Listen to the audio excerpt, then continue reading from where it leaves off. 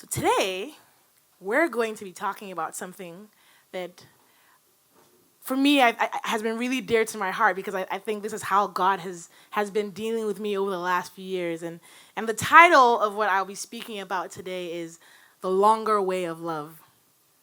I think many times, all of us know what it's like to love someone. We have family, we have friends, that we have people in our lives that we deeply love.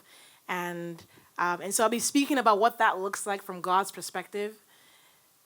Yesterday, I went to a friend's graduation party in Jersey. And so I live in Brooklyn, and this place was like in the middle of nowhere in Jersey. It took like forever to get there.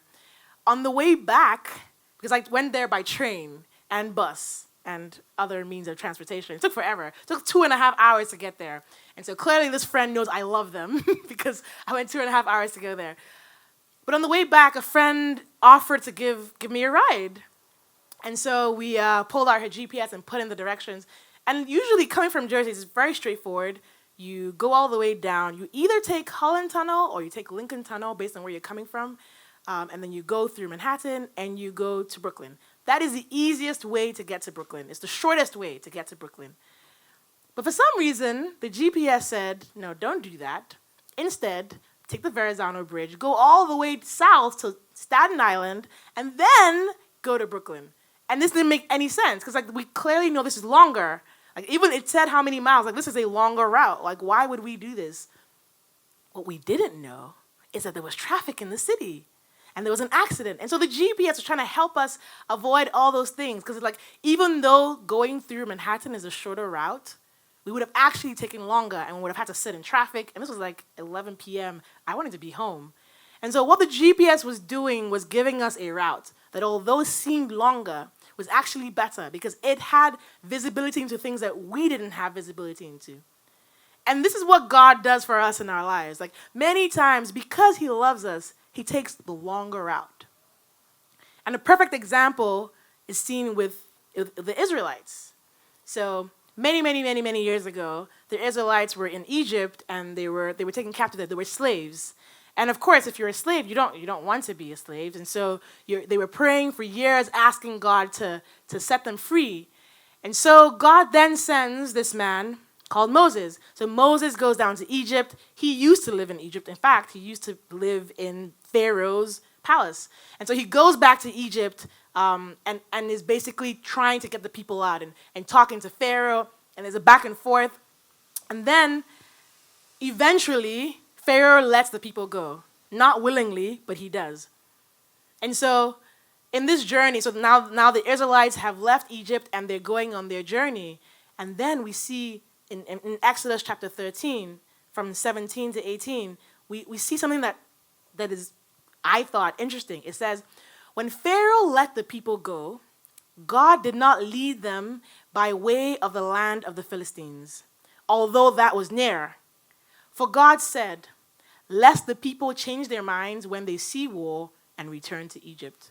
But God led the people around by the way of the wilderness towards the Red Sea. So again, we'll read that again. It says, when Pharaoh let the people go, God did not lead them on the road through the Philistine country, though that was shorter. Which makes sense. If you're going to go somewhere, you should go the shorter route. But it's God did not do that, even though it was shorter. For God said, if they face war, they might change their minds and return to Egypt. So God led the people around by the desert toward the Red Sea. The Israelites went up out of Egypt ready for battle. Now, because none of us live in Israel or Egypt, this may not seem significant. So let's pull up a map of what old Egypt looked like. So this map kind of shows the journey they took to go from Egypt to their final destination, right? And the final destination was in Canaan. And of course, a lot of this has changed over the years. Some of these countries have become other countries. But we can see on the left is Egypt. So that spot that says number 1, that's where they started. Now, and number 17, up on the top right, is where they were ending up. So it would make sense if you're going from 1 to 17 that you would go, see this section over here that says Philistines? It makes sense that they would go from 1 to 17 through the land of the Philistines. That's the shortest route. But it says God did not take them that way, even though it was the shortest. So what he did was, he led them from 1 to 2. Okay, fine. And then from 2 to 3, okay. And then they go all around. And then they stay there. There's like a loop in there where they're looping for 40 years and they end up there. So now we might be thinking, okay, maybe God said go that way because he wanted them to avoid the deserts. Because there are many deserts between Egypt and the Philistine lands. Okay, maybe that's the reason why. Well, that would be wrong because the route they took had like at least 3 other deserts. So clearly God wasn't trying to get them to avoid the desert. Okay, so we might say, all right, maybe that was the best way by foot. Well, it actually wasn't, because if you look at that point in number 3, from 3 to 4, they had to cross a sea. So like, it doesn't make sense. Like if you're going from 3 to 4, they could have gone from 2, go around that hump, and then get to 4. But for some reason, they went from 2 to 3, and then crossed a sea, an entire sea, to get to 4. So like none of this makes any sense to me. So I began to read more and see, like, why would God do this? Like, this doesn't make sense. In many ways, this kind of looks like what happens in my life, where like I know where I'm supposed to go. I'm like, yeah, this is what in 10 years, I'm gonna be this. And then 8 years later, I'm like, I'm nowhere close. Like I feel like I've been going around and around in circles.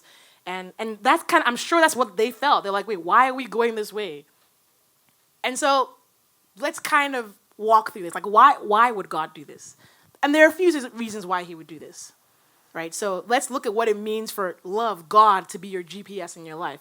The first one is that he wanted to renew their sense of worth. See, don't forget, these people were just coming out of slavery, right? So if you've been a slave for hundreds of years, you, your father, your grandfather, your great-grandfather, you've all been slaves, you kind of walk away with that same slave mentality. Even though now you're free, it's kind of hard to think of yourself as worth anything.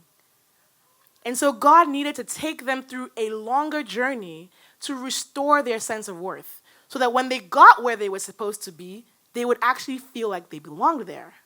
How many of you have heard of Impostor Syndrome? So Impostor Syndrome is this thing where, so people talk about in the workplace, where imagine you find yourself in a room full of really smart people, and in your head you're thinking, I shouldn't be here. Like, if only they knew how dumb I was, they would know that I shouldn't be here. And a lot of people in the workplace have that. A lot of people have imposter syndrome. And that's what would have happened to them if they had gone from Egypt straight to Canaan. They would have gotten there and felt like, we don't belong there. And so God needed to renew their sense of worth. So that was the first thing. The second thing is that God needed them to grow in numbers and strength. See, coming out of slavery, a lot of them, they weren't physically as strong as they should be, right? Their numbers had dwindled over the years. A lot of them had been killed off, and God needed them to grow. And we can kind of see that as we read another verse in Exodus 23, right? It says, I will send hornets ahead of you to drive out the Hivites, the Canaanites, and the Hittites out of your way. So these are some of the people that lived in the land where they were going. And so God is saying, I will drive them out. But I will not drive them out in a single year, because the land would become desolate and wild animals too numerous for you.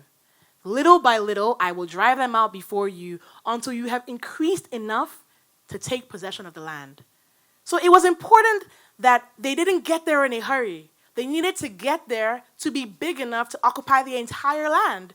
Otherwise, the land would actually be a curse instead of a blessing. And I think God does this in our lives as well, where he's like, okay, I'm getting you somewhere. Like, this is my idea. Don't forget, this promised land was God's idea. Like, God was the one that told them, I will take you to this land. So it was his idea. So he was saying, I will get you here, but I need you first to be more than you are. And God does that in our lives. He's like, I'm getting you somewhere, but I need you to be more than you are. Maybe I need you to have a family. Maybe I need to be planted in the community, because it's you and that community that are going to do this thing. Right? So many times God allows the journey to take longer, allows us to go the longer way so that we can grow. Okay, now let's look at the next thing, right? I also believe that God did this for them so that they could experientially know him as powerful. See, it's one thing to know in your head that God is powerful. Moses could have gone to the Israelites and said, this mighty, great, powerful God sent me to take you out of Egypt. And yes, they could have known it in theory. But God knew that there are certain lessons you can't learn unless you go through them yourself. Like, I can come and tell you that I'm awesome. But that doesn't mean anything. I mean, I am awesome, but that doesn't mean anything unless you experience the awesomeness for yourself. And so God was like, yeah, I need you guys to experience this. And I believe that that's part of the reason why they had to, if you go back to the map, I think that's part of the reason why they had to go through the Red Sea. They had to cross from 3 to 4 by crossing the sea. Because God was like, there is no way on earth anyone can cross a sea, right? The only way you're going to cross the sea is if I make it happen. So God led them there intentionally, made it so that it was a dead end. There was nowhere else to go. And then miraculously parted the sea. Like the sea opened up and they walked through it. And so now if you've experienced something as wonderful as that, as miraculous like that, there's something that it does in your heart. The knowledge of God being mighty moves from your head to your heart. You know it because you've experienced it. And of course, parting that would take time. So he was leading them through all these seemingly unnecessary routes so that he could have them experience that he was a powerful God, right? And I think also part of the reason why he led them through this was so that they could experientially know him as a loving God. That reality that God was madly in love with them, he needed them to know that without a doubt. And so he would do things. And so continue to read the story and read the historical account of what happened, as they're going through this journey in the wilderness, things start to happen. At some point, they complain. They're like, oh, we're thirsty. And, there are many rivers in Egypt, but now you've brought us here to die. And so they finally get to a river, and the water is bitter. And then they're complaining and grumbling and shouting. And Moses goes to God and says, God, like, what have you done? Like, what do I do? These people are complaining. They want water. Of course they want water. They're in the desert. And so God says, okay, take something and put it in the water. And miraculously, the water became sweet. And then they moved further on. And they were like, oh, we're hungry. And we don't have any bread. And we don't have any animals to eat.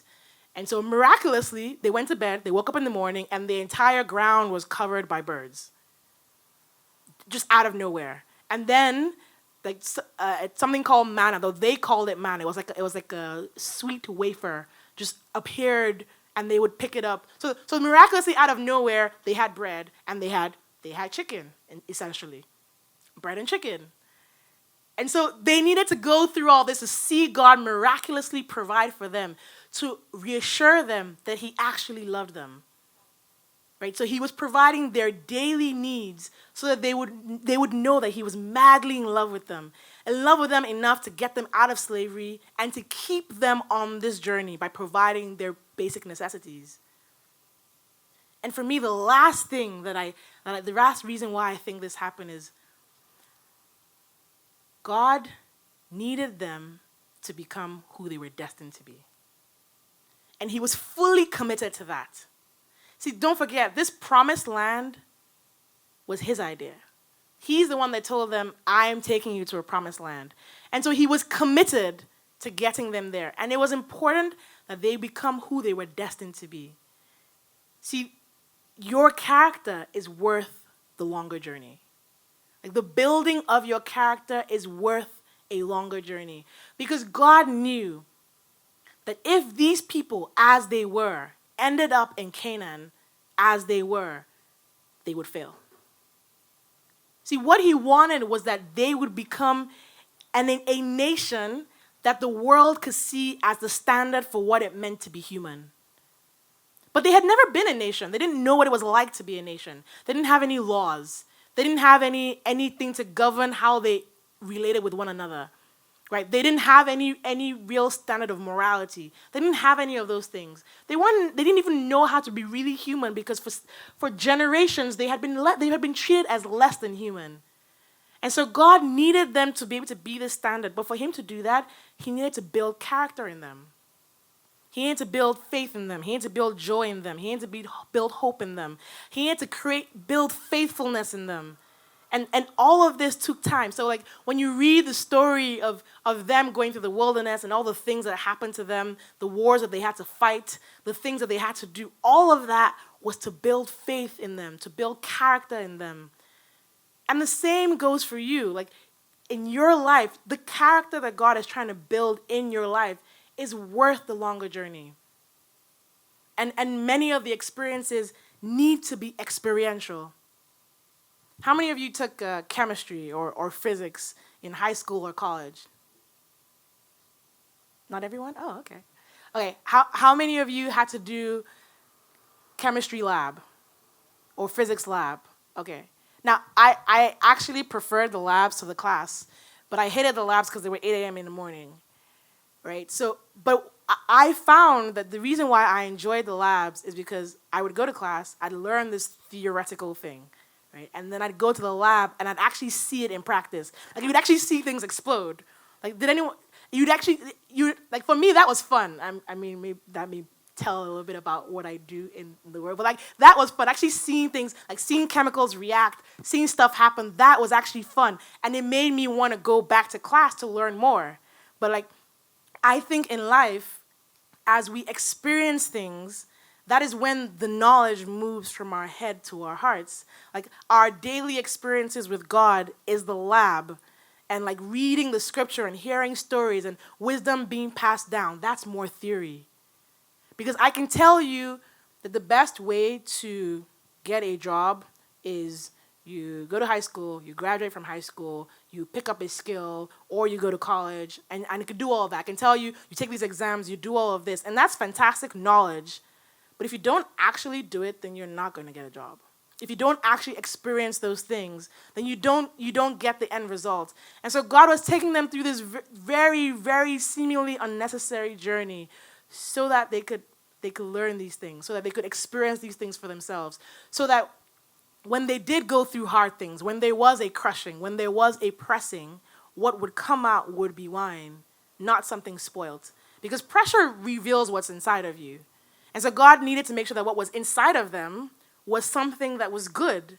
So he was spending all this time rebuilding what was inside of them so that when they got where they were supposed to be, when you get where you're supposed to be, you can actually do great there. You can actually thrive there. And so, like, this is great because we're talking about the Israelites and their journey. This is an entire nation. But how does this apply to our lives today? Like, how many of you can give examples of times where you've had to wait long for something? Anyone in life? Oh, I thought you were just asking. Well, I can give an example. Waiting for a promotion, right? So let's say all you, and then this has actually happened to me, where like I watched my peers be promoted, and I was doing just as good as they were. In fact, in my mind, I was doing better than they were, and for some reason they were being promoted and I wasn't, and it didn't make any sense to me, right? So for me, that was the longer journey. But like when it finally happened, it made sense, and I can share a short story about that. So for years, so I'm in the financial services industry, but I'm a software developer in that field, and so as a developer, usually the way that you're evaluated is how technical you are, right? How can you deliver software that works and works well, and so, but it's easy to see whether you're good or not because you produce something and it works. And so for years, I went through this industry and I worked really hard, and like all my evaluations said I was doing a good job, and yet like the promotions that I was looking for, I was always late. It was like always like a year or 2 or 3 years late. And I'd be under managers who like I questioned how they managed, and I didn't think they were good managers. I'm like, well, I can be a manager. Why aren't I a manager? And for years this happened. And it didn't matter what role I was in. It just seemed like my peers were being promoted and I wasn't. And I'm like, well, God, this doesn't make any sense. I'm a Christian, and I love you, and you love me, and you've told me you're going to do awesome things for me, and yet people who don't seem to love you are doing so well. Like, this doesn't make any sense. Like, it's supposed to be the other way around. Like, this is supposed to be like my magic trick that I pull out. I'm like, but none of that was happening. And at some point, I reached a point where, just like that song says, I was like, when I trust you, I don't need to understand. Right? Because I didn't understand what was going on, but I was like, in all the years that I've trusted you, you haven't failed me. And so I'm just going to trust you to figure this out. And so I would continue to do my work and do it well. I continued to ask for wisdom. I'd continue to do what I felt was the right thing to do in my job. And then I moved roles, and I was taking increased responsibility. And then out of nowhere, my manager quit. And then my manager's manager called me into an office and was like, yeah, we want you to run the team. Just out of nowhere. And this is a team of 15 people globally, so it's in like multiple regions. This is an area of the firm that's high visibility. The people who will be using what we build are like very senior in the firm. This is more than I could have orchestrated for myself. And when I finally got there, I realized why it had taken so long. Because a lot of people on the team are really junior, and so they need a lot of help. They need someone who's patient. I wasn't patient, right? They needed someone who was, the role, because it's a lot of senior people, it needs someone who's good at their job, is also humble. I wasn't that. And so going through that process made me humble. It made me patient. It helped to hone my technical skills. It helped to hone my ability to think of vision, because I had worked for people who knew how to do that. So by the time I got there, I was actually very well equipped to do that role and do it well. So much so that it was a no-brainer that I would be the one to take on that position. But I know that if I had gotten that opportunity years before, I would have blown it. I wouldn't have done a good job. I would have been quite cocky, actually. And so like in retrospect, I'm glad that it took so long. But I remember when I was going through it, it didn't feel great. In fact, it was horrible. It didn't make any sense to me. And I actually felt like it was unfair. And there are other instances like that in your life, or like sometimes it's that you're waiting for your career to kick off. You've been doing so many things to start this new career and it's just not kicking off. Or it could be that you're waiting for a child and you've been waiting for years, but your biological clock seems to be ticking and dying, right? And sometimes it's that you over the years, you've been to so many of your friends' weddings, you've been a bridesmaid, you've been a groomsman for years, and yours doesn't seem to be coming around. Like many times, I understand the struggle, because we go through hard things where we're waiting, and it seems to just be taking longer for us. Not everybody else, just us. And I just want to encourage you today that God takes you the longer way because he loves you. That is the longer way because he loves you, because he's building character in you, because he's committed to making sure you actually become the person you're destined to be. That's why. And I want to just quickly read something from Psalms 27, from verse 14. It says, "Here's what I've learned through it all. Don't give up. Don't be impatient. Be entwined as one with the Lord. Be brave and courageous, and never lose hope. Yes, keep on waiting, for he will never disappoint you." I'll read that again. It's Psalms 27 from verse 14, and it says, "Here's what I've learned through it all. Don't give up. Don't be patient. Don't be impatient. Be entwined as one with the Lord. Be brave and courageous, and never lose hope. Yes, keep on waiting, for he will never disappoint you." I want us to read that just one more time, because for me, this for me really is a story of my life. I've had to wait for so many things, and this is for me, it was just very encouraging. Again, it says, "Here's what I've learned through it all. Don't give up. Don't be impatient. Don't be impatient." Again, don't be impatient. Be entwined as one with the Lord. Be brave and courageous, and never lose hope. Yes, keep on waiting, for he will never disappoint you. See, we know the end of that story of the Israelites. They ended up in Canaan. And this was a wonderful land. It was a land flowing with milk and honey. There were like plenty of grapes. There was lots of olives. It was a great land to live in. And they had to fight many wars to get there. But if they hadn't gone through all the things they went through, they wouldn't have believed that God could help them win those wars. If they hadn't gone through what they went through when they got there, they wouldn't have been a nation that could actually stand for generations. Right? And we see many instances of them, even though they had experienced God, they still doubted God. And that happens to us all of the time. But I just want to encourage you. See, God is so committed to your destiny. He's so committed to having you become who you're supposed to be that he would take you the longer way. And so as the band comes back up, I want us to just take some time to just think about the things that you're going through in your life, the hard things that you're going through, the things that have taken a long time, and just pick one of those things and just write them down. Whether it's on a piece of paper or on your phone, just write that thing down. Let's just take a few minutes. Just write it down. The thing that just seems like you've been going the longer way to get there.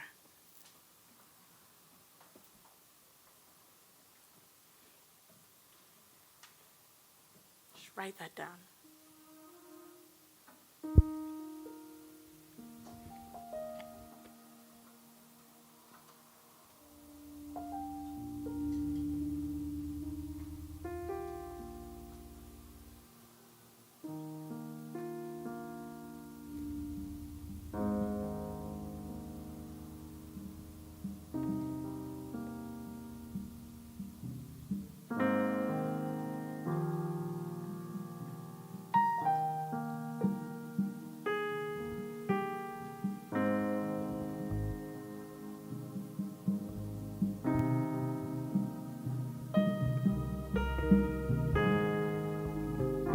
Now, in that circumstance in your life, think about the things that have felt like crushings, the things that have felt like pressings, that have felt difficult, and write those things down.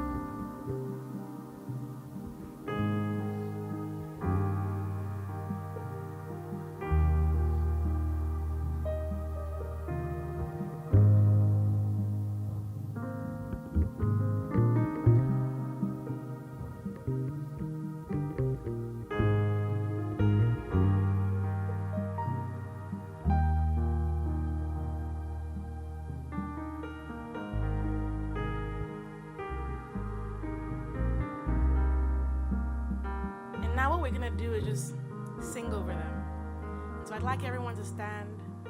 And we're going to sing New Wine again. But as we sing New Wine, I want you to hold the things that you've written. Because as we're singing it, I want you to read them again. Because you're singing over that. When we're talking about in the crushing and the pressing, as you're singing the song, just reread the things you've written. See, we're going to sing the song from our hearts, keeping these things that we've written down in mind. So let's sing New Wine in the crushing. In the crushing, in the pressing, you are made.